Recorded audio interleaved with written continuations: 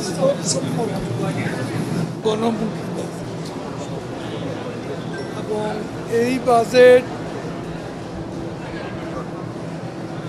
আমাদের নির্বাচনী ইশতেহার, বাংলাদেশ আওয়ামী লীগের নির্বাচনী যে ইশতেহার, সেখানে আমাদের যে অঙ্গীকার ছিল বিশেষ অগ্রাধিকার প্রাপ্ত যেই প্রকল্পগুলো, তার মধ্যে দ্রব্যমূল্য নিয়ন্ত্রণ,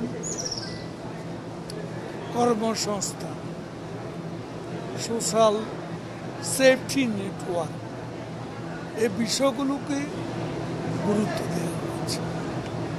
সেদিক থেকে বাজেট আমি বলবো বাস্তবসম্মত, সাহসী, গণমুখী বাজেট।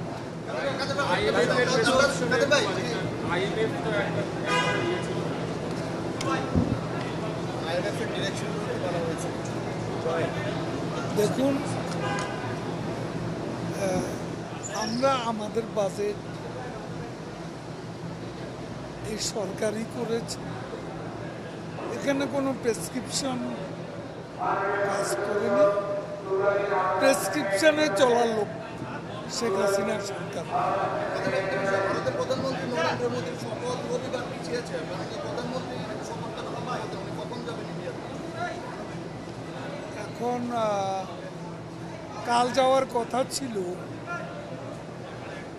কালকে যাবেন না, ডে আফটার টুমরো, পরশু দিনই যাবেন।